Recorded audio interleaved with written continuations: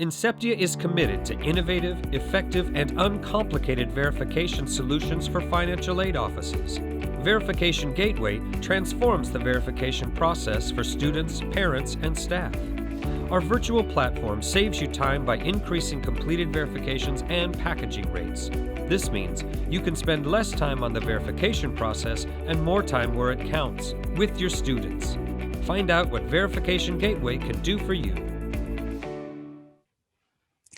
Welcome to today's presentation by the California Student Aid Commission. This session will cover the California state programs for foster youth, including the Cal Grant B for foster youth and the Chafee Grant. First in this presentation, we will introduce the newly expanded Cal Grant B with the special exceptions for foster youth. So while the Cal Grant B has been around forever, the existing requirements were expanded in the 2018-2019 school year to provide additional opportunities for college students who were in foster care at any point since age 13.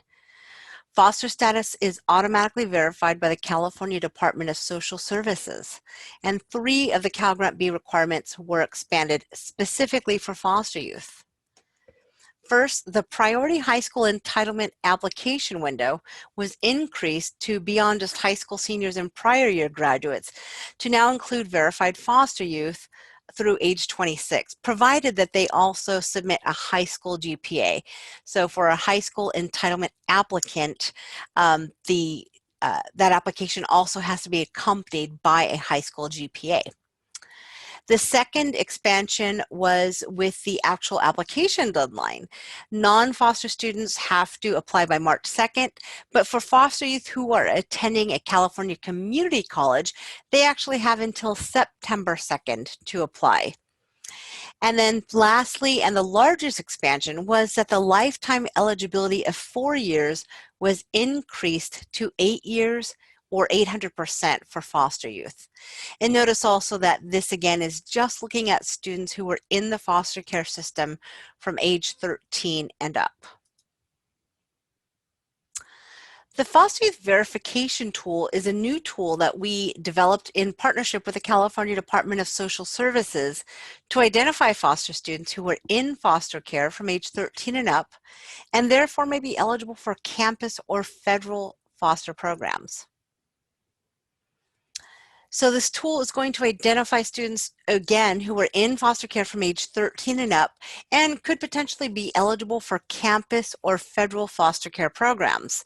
Note that this tool is not needed for Cal Grant B for foster youth, and that's because students who are already flagged as foster youth and are awarded the Cal Grant B for foster youth were already verified, and so no further verification is needed. Once again, this tool is for federal and campus aid only, not the Chafee Grant or any other type of programs. And notice that this tool will give you read access only, meaning that when you input your students' data here and click verify, you're not actually submitting any changes. You're just verifying that you'd like to confirm the foster youth status of that particular student.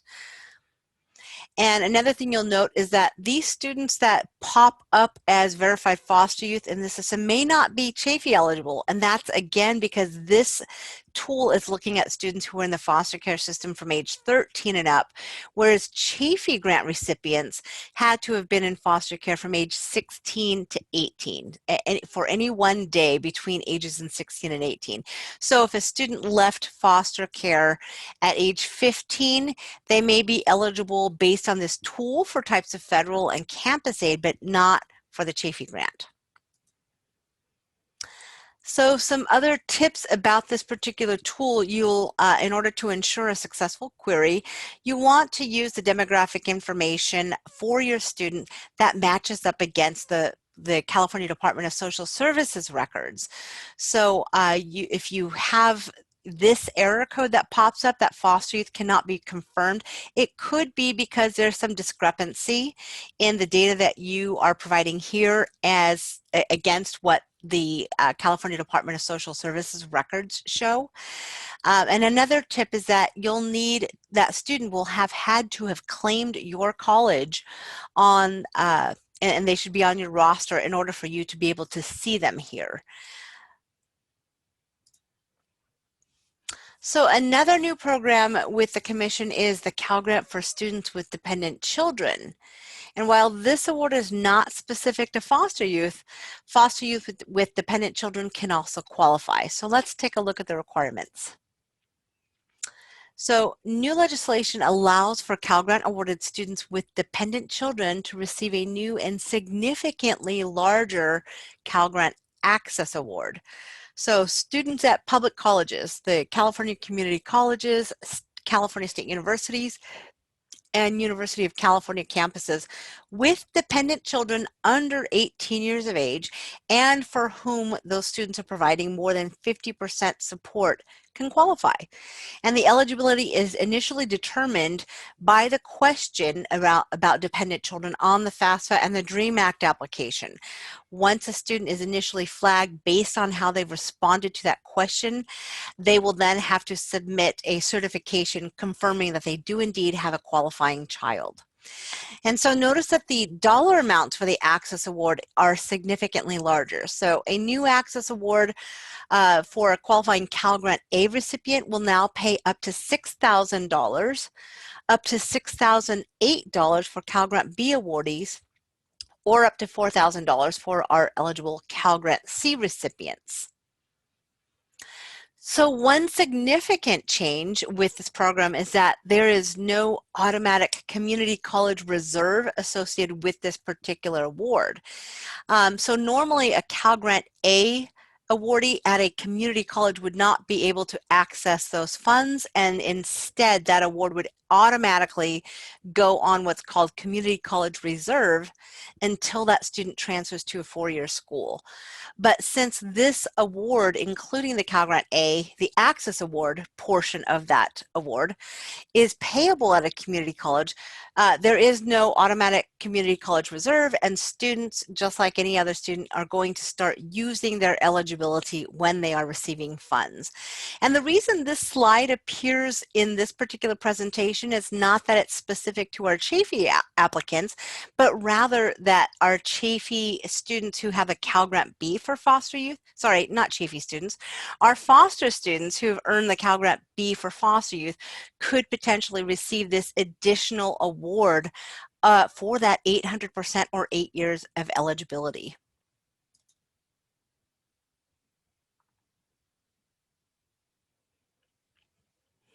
So as we move into our next topic, the Cal Grant, or excuse me, the Chafee Grant, notice that the Chafee Grant has some very different requirements than the Cal Grant B for foster youth. So let's take a look. So first, the Chafee Grant is both federally and state funded, and that's part of what makes this different in terms of how the student can use the award and the things that they can spend that award money on. It will pay up to $5,000 annually, depending on that student's unmet need. And the paid participation is limited to 5 years, meaning that any academic year in which a student receives a payment greater than $1 is going to use that 1 year of the 5 years maximum participation. So that means if a student only attends for one term of the academic year, they are utilizing an entire year of eligibility out of that 5-year max. But the participation does not have to occur in consecutive academic years. So if a student, say, wants to preserve the award, they would just need to work with the financial aid office and let them know what their intention is. They can opt out of receiving a payment and then come right back in the following term or the following academic year. They just need to work with their financial aid office. So the other requirement is that students had to have been in the foster care system, and that's out of home foster care placement, for at least 1 day between the ages of 16 and 18. And notice here that kin gap, guardianship, and adoptions are not typically eligible unless that student was also a dependent or ward of the court living in out-of-home foster care placement for at least that 1 day between 16 and 18 years of age. And then lastly, students will age out of the program at 26 years of age. So you'll notice over these next couple slides, there are several aspects about the Chafee Grant that make it very different from other traditional financial aid. So since the Chafee Grant is both federally and state funded, and because it falls under the umbrella of Health and Human Services, these Chafee funds are not earmarked specifically for just tuition and fees or even books and supplies. In fact, Chafee funds can be used towards rent, transportation, childcare, grad school, or even teacher certification. You know, normal or traditional financial aid is usually capped at an undergrad program, but not the Chafee Grant. The other thing that makes it unique is that it's portable, meaning that it can be used at qualifying out-of-state colleges. Now, those colleges out of state do have to meet certain criteria in order to administer the Chafee Grant. For example, they have to have been accredited and a Title IV participating school. They have to have greater than 30% graduation rate and less than 15.5% cohort loan default rate among their federal loan borrowers. Lastly, these additional items, which are not required for most types of financial aid, excuse me, I said that incorrectly. Lastly, this section, which is typically required for other types of financial aid, is not required for the Chafee Grant. So students do not have to apply by that March 2nd deadline. That's a Cal Grant deadline, not a Chafee Grant deadline. They don't have to have a social security number, which is why our DREAM Act applicants are also eligible. They do not have to graduate from high school or have a GED, nor do they have to provide a GPA. They do not have to be clear of default or overpayments, nor do they have to register for selective service. Now, I will mention that these exceptions are just for the Chafee Grant. So naturally, if a student is trying to stack the Chafee Grant on top of a Cal Grant or on top of a Pell Grant or other types of aid, they do naturally need to meet those other deadlines and requirements for other types of aid. Let's take a look at how Web Grants identifies and prioritizes our Chafee eligible awardees. So there are three application requirements, right? The FAFSA or the DREAM Act application, which is submitted every year to initially receive that award and to renew that award, right? The Chafee application, however, is only submitted one time, and the California Department of Social Services foster youth status is typically automatically done through that data share partnership with the Commission and the Department of Social Services. We receive input in a monthly report letting us know of students who have already identified as potentially Chafee eligible students. Now, on occasion, students may not be automatically verified, and so on the next slide, we'll see how to go ahead and get that rectified if that's the case. But most students are going to come here and start this online Chafee application. So if a student is not automatically verified as foster youth, the students can actually retrieve the foster youth verification form on the same website as the online application is found, but on the next tab over, the Chafee Eligibility tab. And here's the form right here, the Chafee Eligibility form. It gives instructions to the students on who to send that form to. And so if a student does not know who their caseworker is or their ILP coordinator, those contacts are listed here as well. Once that form is approved and authorized, it will make its way back to the Commission, and we will then update that student's records with the updated foster youth verification. So students who have fulfilled all of those three application and components, the Chafee Grant application itself, a FAFSA or DREAM Act application, and that foster youth verification, will be prioritized in the Web Grants database based on this following criteria. Right, we're going to pay our renewal students, meaning students who have already previously received a Chafee payment, first. These are typically our elder students, and we want to be sure that they can receive as many payments as possible before they actually age out of the program at age 26. Next in line would be new and non-paid renewal students, meaning students who had applied before but they had not yet received a payment. Those are your non-paid renewal students. And those students are going to be approaching 25 years of age. So naturally, they're also getting close to that age out limit. So we want to pay them next. And so on and so forth down this hierarchy. So notice here that students may be waitlisted. That's pretty common to be waitlisted for that first academic year in which they apply. And what that means is that the student is fully eligible. They met all the criteria, they submitted their applications, and they're just waiting to maybe come from the bottom of this tier and rise through the ranks. And that may take one academic year, but eventually that student will indeed be awarded. They don't lose their place in line.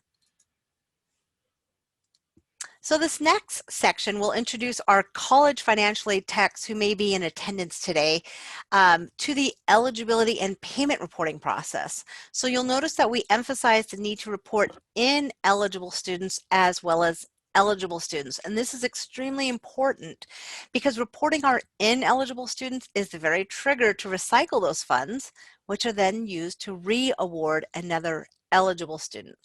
So in these next few slides, we'll try to explain the recycling process in greater detail. It may help to understand what's happening in the system behind the scenes so that you have a better understanding of how this works. And you may not realize it, but you all really do play a major role in keeping the funds moving and assisting the recycling process simply by working the roster on a weekly basis.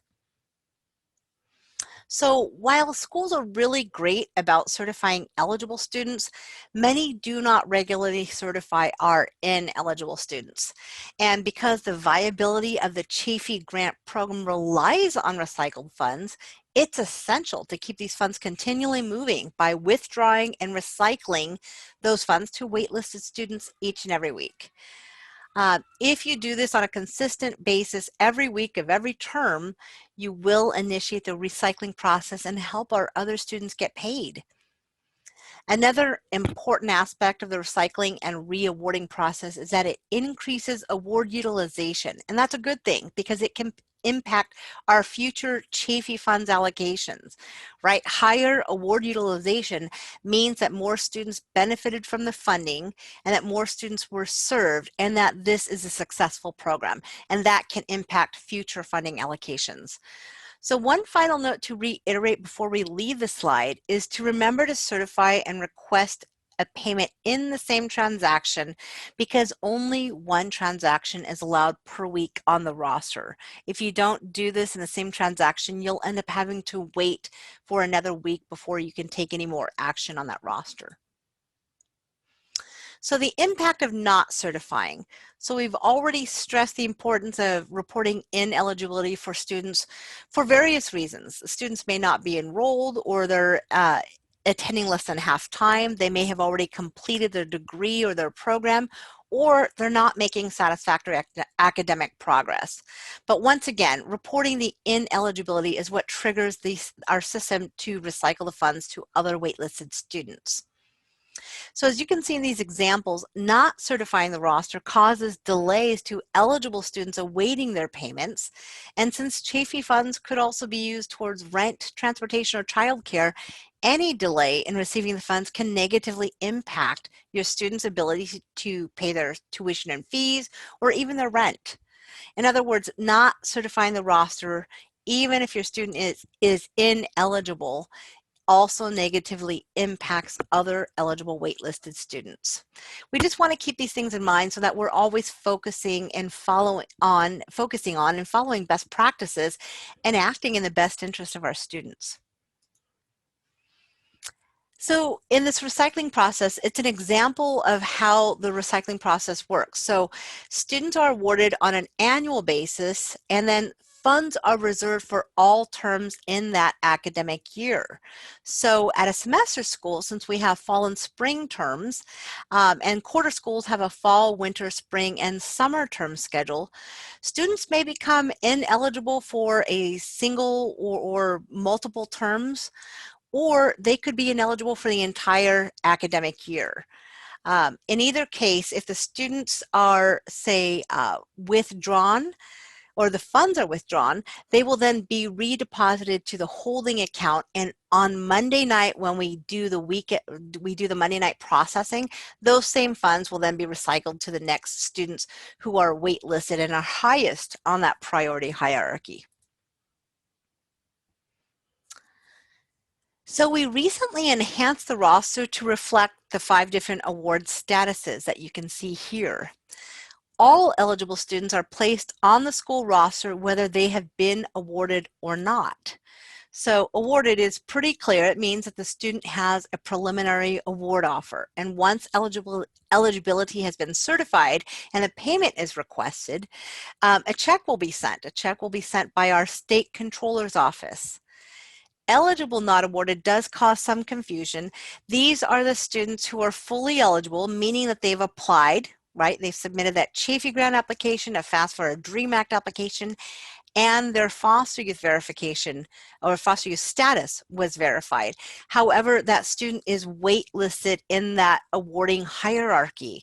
So they will eventually be awarded, and which is why they're called eligible, but not yet awarded. And I stress yet awarded because they will eventually be awarded.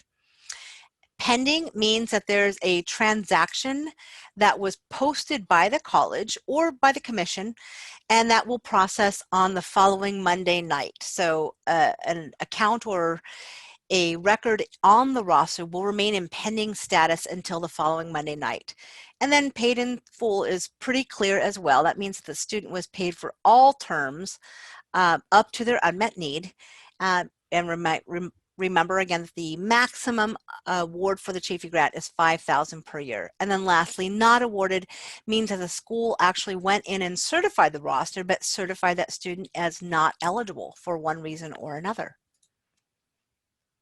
So here's a shot of the screenshot of the roster.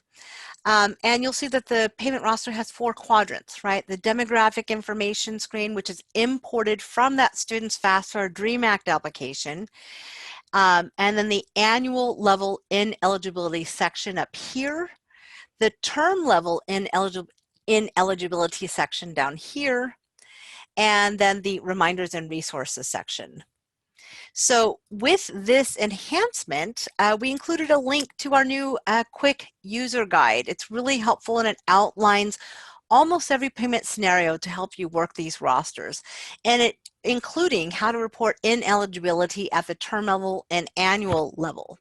So a good rule of thumb is to work your roster every Tuesday after the Monday night award cycle to certify newly awarded students. So to be eligible for payment, students need to be enrolled in a program of at least 1 year in duration, be attending at least half time, and making satisfactory academic progress. And this is based on the new Senate Bill 150 provisions.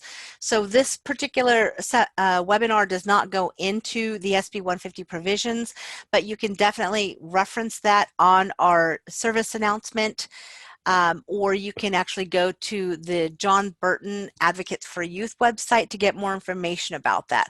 But schools may end up having to create 2 satisfactory academic progress policies, right? One for every other student besides a Chafee Grant awardee, and then one specific to Chafee students. And then obviously those students also have to demonstrate sufficient unmet need.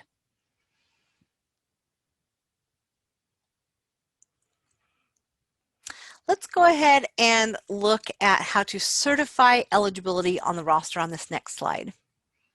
So this is the section where we're going to certify eligibility for your awarded students.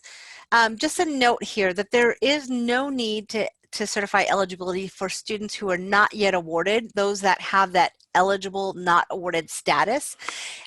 You can, but you're going to end up doing rework because you're going to have to then come back to that roster and recertify it once that student is actually awarded.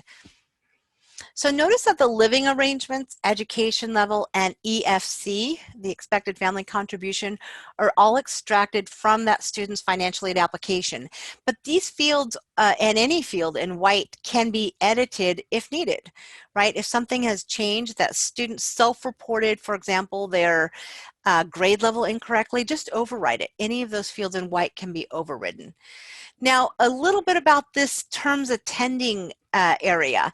These boxes are going to appear pre-populated based on your school's term schedule. So we can see in the screenshot that this is a semester school because fall and spring terms are already checked.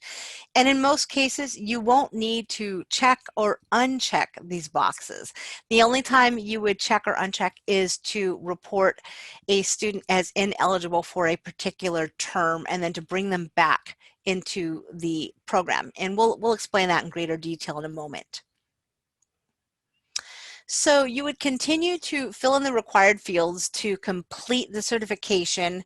Notice also that the cost of attendance can be modified. This is also pre-populated from the annual college cost of attendance form that all schools send to us. So if it's incorrect for that particular student, just overwrite it. And ultimately, for the other aid section, you're going to follow your school's policy on what constitutes other aid because it varies from campus to campus. Some schools will report work-study funds in here or loans in here, and other campuses won't. So just follow your school's policy. So the bottom section of the roster is where the schools are going to request payments, right? In these sections, you would just click the box next to the payment that you're requesting. You can request payments for all open terms for which your student is eligible. And then you'll want to, of course, certify eligibility and request the payment in that same transaction because once again, the roster only accepts one transaction per week. So if you certify eligibility and hit save before you've checked the payment box, you're going to have to wait until the following Tuesday to request a payment. Once you hit save, you need to see the word pending across the screen. If you don't see the pending message, that transaction was not saved. And so you want to ensure that each transaction is saved and does reflect pending. So as you're paying students, you'll notice that some terms will not allow a payment to be requested. Why is that? Well, it would be for one of three possible reasons. You either checked a term box in the terms attending section of the roster, thereby reporting that that student was not eligible for that term. Sorry, I meant to say that you unchecked a term box, and that's the way to report ineligibility. So if you've already done that, when you get down to the payment request screen, that particular term is not going to appear as a payable request. The second reason why you might not be able to check a box and it would appear in gray is that we've not yet opened the roster for that term. And these dates right here in parentheses reflect the date for each term that that roster will open and allow payments. And then the last reason you might see a gray checkbox and not be able to select it is that that term is not applicable to your school. Right? So a semester school with a fall and spring term is not going to be able to request a winter term payment, for example. Okay, so now that we've seen how to report eligibility, let's look at how to report and recycle funds for our ineligible students.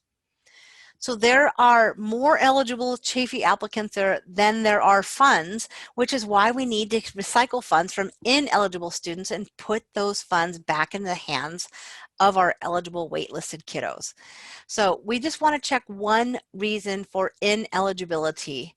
This will make the student ineligible for the remainder of the award year unless the school reinstates the award and brings the student back into the program. And we're talking about annual level ineligibility here, right? Just this upper section. If you have a student, say, who did not show up for fall term, and that student is not in attendance at the start of the year, has not made contact with you, it's safe to assume that they may not enroll at all. And so that would be an appropriate use of an annual level ineligibility. But if the student shows up later in the term, that's fine too. You would simply come back to the roster, uncheck the box, hit save, and then over weekend processing, that will put that student back into the pool for award consideration. And typically, if a student was previously awarded, they will most often be re-awarded again the following week. It may take a couple of weeks depending on funding. As we get towards the end of the school year, there may be fewer funds, so the wait may be a little bit longer. but that student will eventually be re-awarded when you remove that checkbox and hit save. So you would want to choose just one of these 4 reasons that you see on the screenshot. And just another remark about SAP. Remember that we're complying with the new relaxed SAP provisions under SB 150. So on the next slide, let's look at how to report term level ineligibility. So unlike reporting annual level ineligibility, when we're reporting term level ineligibility, we don't need to use a reason code. So in this example, we're going to demonstrate how to report a student as ineligible for fall term. Perhaps the student reached out to you to let you know that they're going to take fall term off, but that they'll return again in spring. In that case, we wouldn't want to report annual level ineligibility, right? We're just going to report the ineligibility for that particular term so that the student has a preserved award when they do come back in spring. So to report the student as not attending or on a leave of absence or otherwise ineligible for payment for fall term only, simply remove the check mark from that box and hit save. That's going to then recycle just the funds from that term to another student who is high enough on that awarding hierarchy.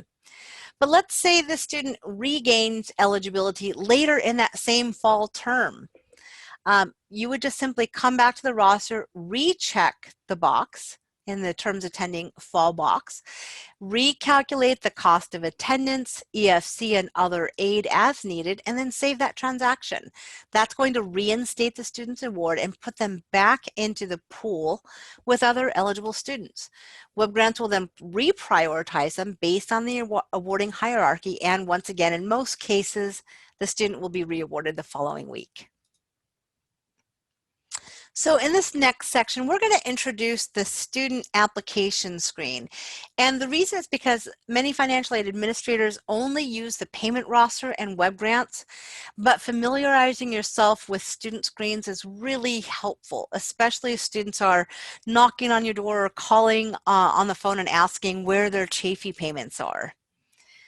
So this screen has a lot of great information, especially with regard to when payment warrants or checks are issued. So learning how to find this information will make all of you better financial aid technicians.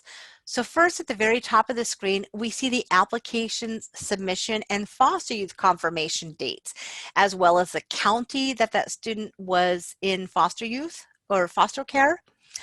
And notice that this also says that this particular student was a paid renewal student. That refers to the awarding hierarchy. So remember that our paid renewal students who have not reached their 26th birthday by July 1st of the award year have first priority. So next, in this green highlighted area, you can see that the student was preliminarily awarded on July 23rd. And schools have 30 days from the time the student is first awarded in fall term to certify that eligibility. As we saw earlier in the presentation, future terms, there's fall, winter, spring, and summer. All those other terms have fewer days allowed between the award offer and the date that schools are supposed to certify.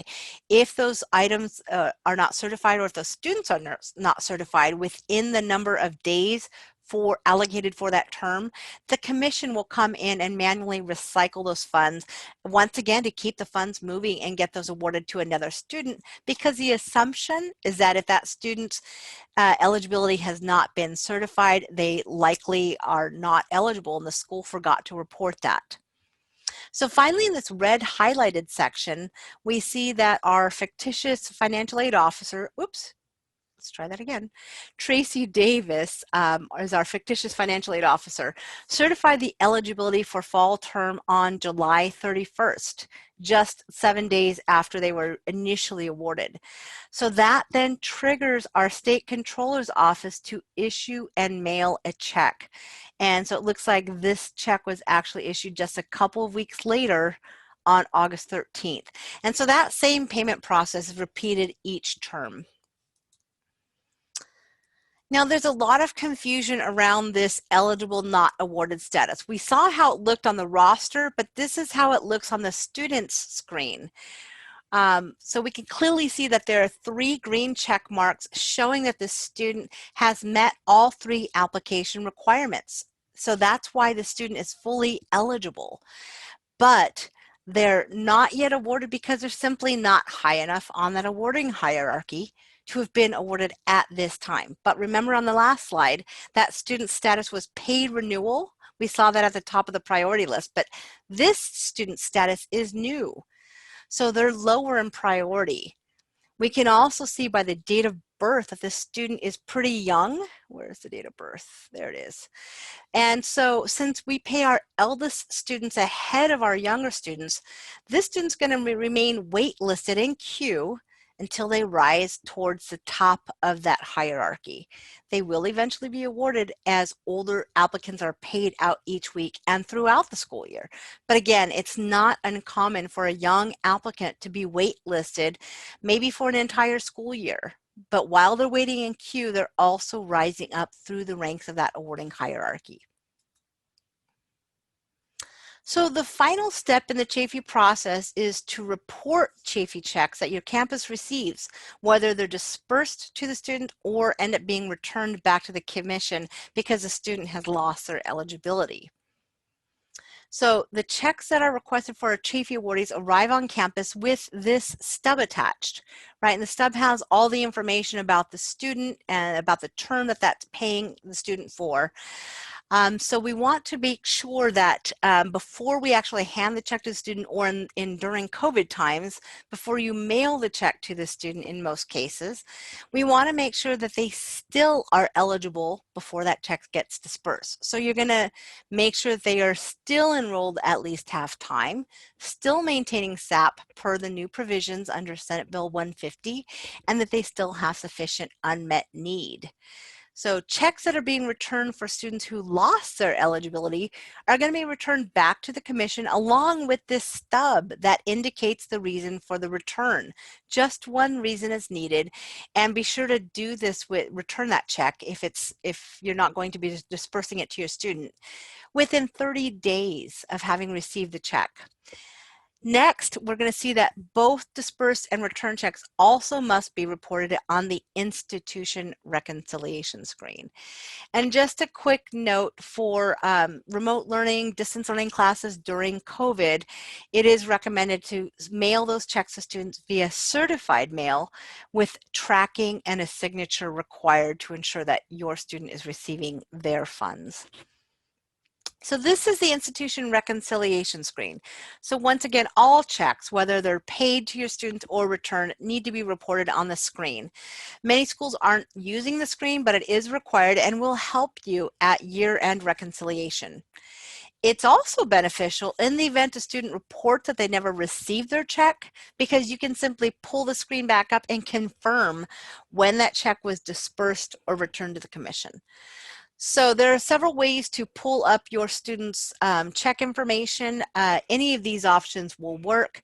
I personally find either the payments by CSAC ID by academic year or payments by SSN by academic year the easiest way to find your students, but whatever works for you is fine. And once you pull that up, you'll see this screen for your students. So it's pretty basic here. If you're dispersing a check, you just indicate the date that the check was dispersed. If, however, the check is being returned, you're going to report the dollar amount that you're returning and the date that you're returning it. That's it. Really super basic. Now, the final step in the Chafee process is to report all the checks. Oh, I already said that. Let's move on. So let's talk about web grants for students, right? Students have some requirements depending on the type of award that they've received, but they also have this student portal called Web Grants for Students to check on any pending requirements. So this is kind of a flow chart to help your students navigate that Web Grants for Students process. So they'll want to check the award status screen, which we'll see in a moment. and the amount for any Cal Grants or Chafee Grants that they may have been awarded. They'll see if there are any pending or incomplete items that need resolution, and they're going to have to confirm the College of Attendance. It may already be accurate, but if not, they can report a school change. And for the Cal Grant, they can also report a leave of absence, and that will put that Cal Grant award on hold. Also for the Cal Grant, students have to verify that the GPA has been received, right? The GPA is not a requirement for Chafee Grant, but many of our Chafee students are getting both a Cal Grant and a Chafee Grant. So this is a way a student can verify that the GPA was also received. And another item for our Cal Grant awardees is that if they are awarded, they have to claim their award. So for a high school student who's gotten their Cal Grant award for the first time, that claiming process requires the student confirm that they did indeed graduate from high school or got a GED, and confirming the College of Attendance. And students can do this on the first day of the month that their senior class at their high school graduates. And for the Chafee Grant, the students can confirm that their foster youth status was indeed verified and complete. Let's take a look. So the status of all types of state aid that the student applied for, whether it's the Cal Grant, the Chafee Grant, and the middle class scholarship, will appear on this portal. This screenshot is of the Chafee application status. So right away we can see that this student's application status is incomplete. Why? Well, if we open up the details, we'll see the reason over here on the right. We can see that the student did not complete a FAFSA or a DREAM Act application, and the foster youth status has not been verified. So it's prompting the student to complete that foster care eligibility certification form, which we saw early in this presentation. So once the student's FAFSA or DREAM Act application is submitted, we'll then see that, and the foster youth status has been verified, we'll see that the requirements are now complete. So they've, they'll have green check marks, and they'll see that all of these items have been completed. And that now makes that student fully eligible. They may be eligible and not yet awarded, but they are eligible. But in this particular record, why is the student's status saying not awarded? Well, once again, we're going to click the reason and show the details, and we can see that they're not awarded because the school reported that they are not enrolled. So this is just helpful for your students so that they can, manage their own awards and understand what's happening with their financial aid. Now let's look at the Cal Grant award status. And this displays pending. Why is that? Well, we can see that the GPA was submitted, so that's good. And they've confirmed the College of Attendance at, where is it here? American River College. So what else is missing? It's that high school graduation verification that's pending, right? When we open up the details, we see this.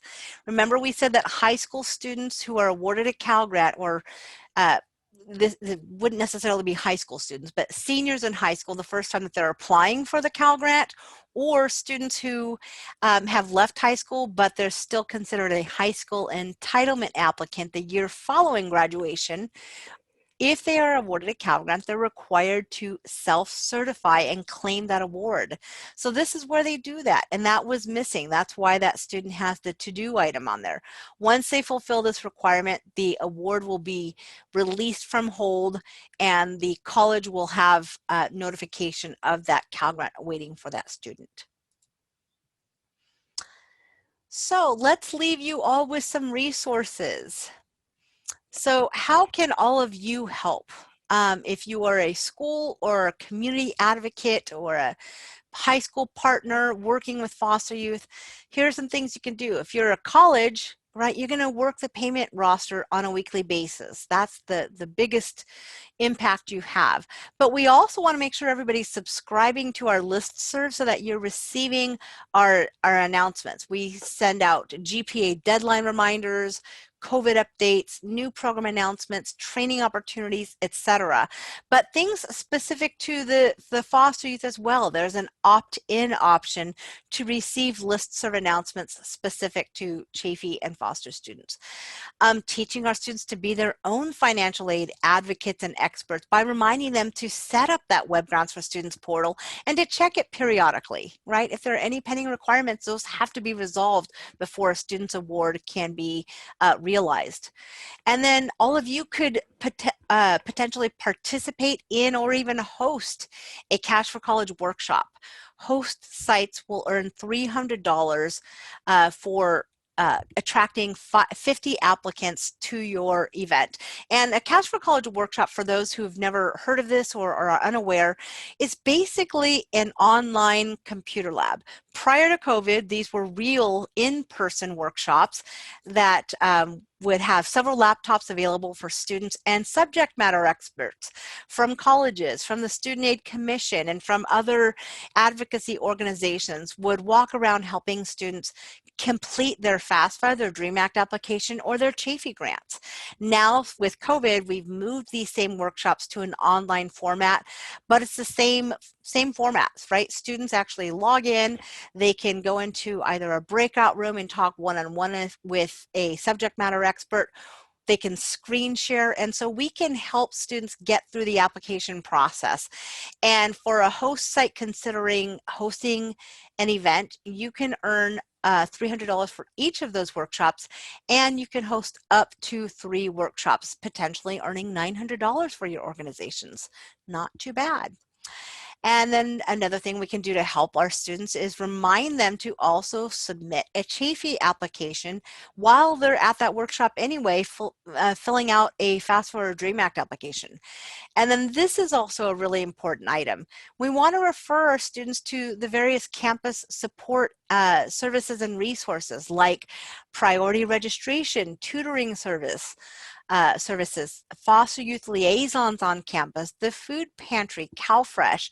Some schools offer EOPS and Guardian Scholars and Next Up programs as well. So knowing which schools offer these services and how to point students to those services will be of great help to our kiddos.